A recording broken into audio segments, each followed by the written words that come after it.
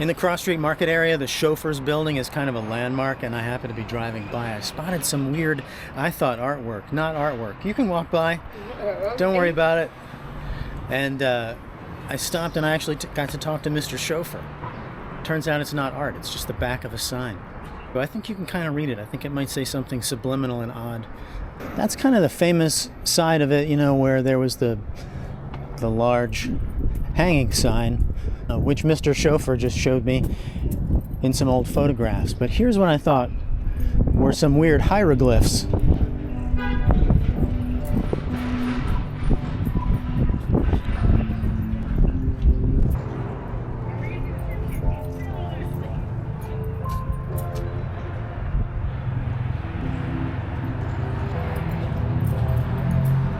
I seriously thought this was some kind of I thought this was high art. I mean, look at that one. Since it does turn out to be just backwards words. I think might have it, because you see where it's cut out from the letters. You get it.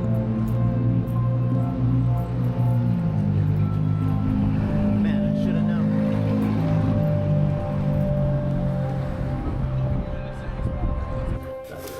It makes no sense that they would have cut all that stuff. Yeah. It's usually pretty quick about it.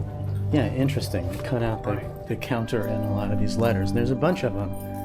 Yeah, I saw it the other day when I was driving by. I had the whole fam with me, and we couldn't stop. You know, my kid doesn't have the she can't tolerate daddy making videos about old signs. It's too boring. I've heard that. That's what it used to look like. Yeah, well, it still looks a lot like that. Well, that's what it's going to look like. I mean, these windows here are all covered up. And some of these, most of these are covered up. Some of these are open. Yeah. But it's all going to be restored to look like that. The original awning's going to be there. This was the sign right here. You see that? That's the sign. Mm-hmm. It basically says Chauffeurs, and I think they're going to save that too. So I'll let you. But you have to know what you need to.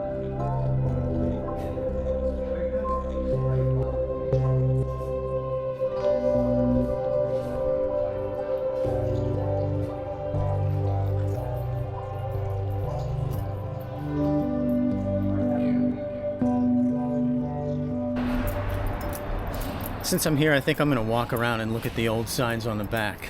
I had just seen online how the building's getting renovated, and it turns out it's going to be done by Cam Construction, which is a company I've worked with before. I'm kind of their guy.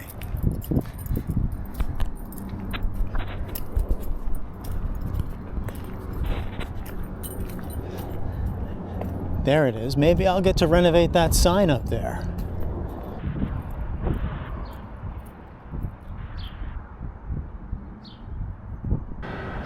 I'm going to do this like I do all of my work photos. I'm trying to hold the phone perfectly plumb and level.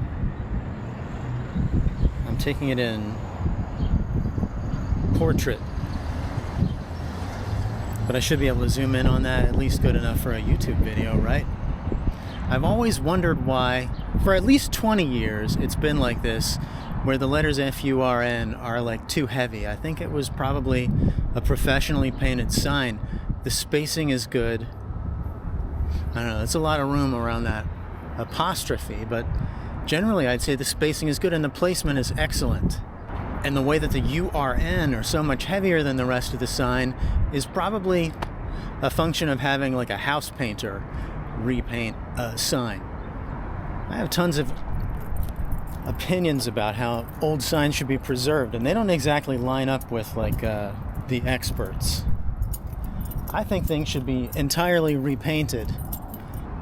A pattern that I draw in Adobe Illustrator, based on an old photo, I think comes out better than something that you sort of go up onto the wall and paint over something that's flaky and falling off. Because of changes to the building, because of changes to the neighborhood, you might want to take some words out.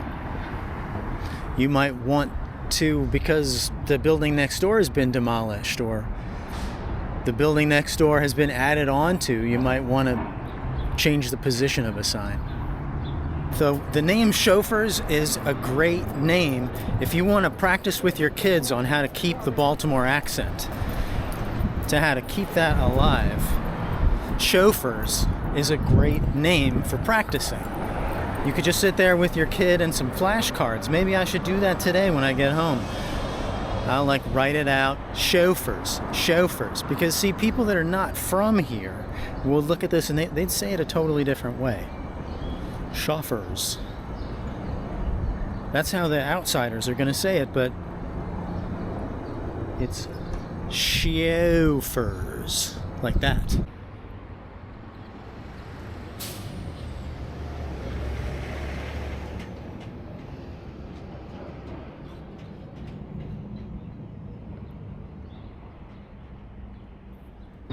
This is really a normal part of sign painting. Something that I painted was covered up with heat applied vinyl.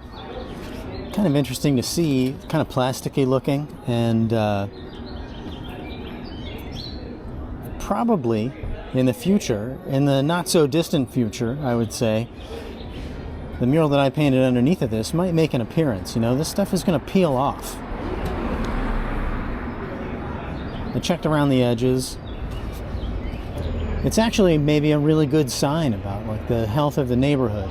You really only find ghost signs in places that have been forgotten, you know, places that have been left behind by the economy. So it's nice to see that Federal Hill has like a vibrance that keeps things refreshed, you know. There's a ghost sign over there. Let's go snag it. Definitely used to say Hanover Metal Co. And you can see older letters underneath of it.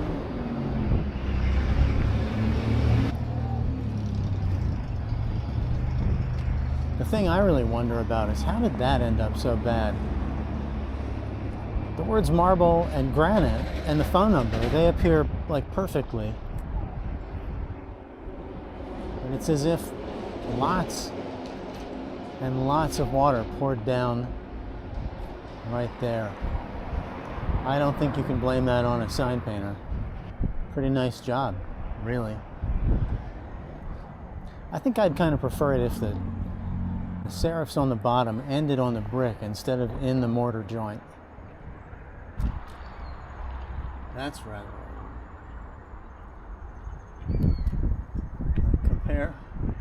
Compare. 20. 20. I like that one. But look, it tops out in the mortar joint. And that was an old timer.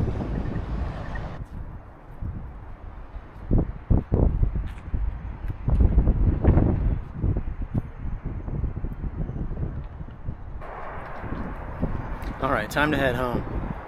Is every day this fun? No, it's not. But today happened to be really fun, and so you got to celebrate the victories, you know? There was another thing that was fun. I ran into some peers today. They were out painting hops and barley on a wall for a brewery. Pigtown has a lot of breweries now, and they are hooked up with the Brewery Association of Pigtown. That was really nice running into them. I haven't seen them in such a long time.